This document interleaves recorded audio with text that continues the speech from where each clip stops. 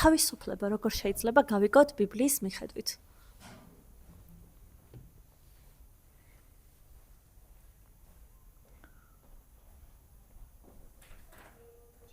ღვთის ყოვლისმცოდნეობის და თავისუფლების ურთიერთმემართება, ადამიანის თავისუფლების ურთიერთმემართება ყველაზე რთული საკითხია საერთოდ ფილოსოფიაშიც, თეოლოგიაშიც და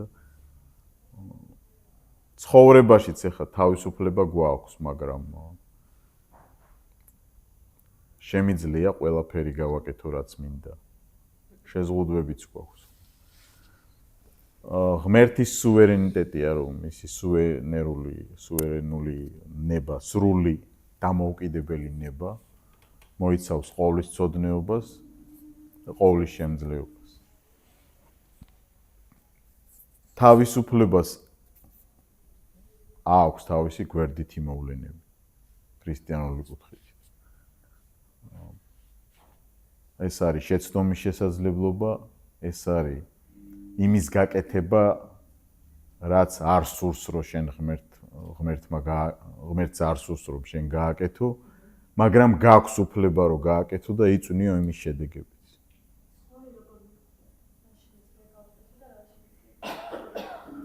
ზღვარი უკვე ეს მეორე საკითხია, როგორ ხვდები.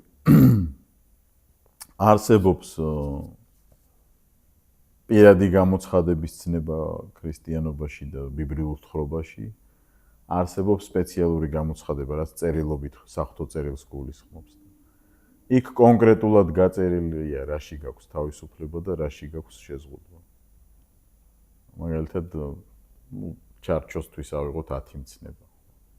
6 მცნება მიმართულია კონკრეტულად შენი ურთიერთობა მოყვასთან, სხვა ადამიანთან. არ კლა, არ იმრუშო, ცრუ მოწმე არ გამოხვიდე. ეს ყველაფერი მიმართულია ადამიანთან, ეს არის ჰორიზონტალური ასპექტი. არის ვერტიკალური ასპექტი, რომ ღმერთი ამბობს, რომ მე ვარ სიცოცხლის წყარო და ჩემთან თანაბრად და საერთოდ სხვა ღვთაება ნუ გეყოლება. ეს არის თეისტური მსოფლმხედველობის ბიბლიური თხრობის ასპექტი. პირველი 4 ცნება მიმართულია კონკრეტულად ვერტიკალი ღმერთისკენ, დანარჩენი 6 მცნება ადამიანების ერთმანეთთან ურთიერთობისკენ.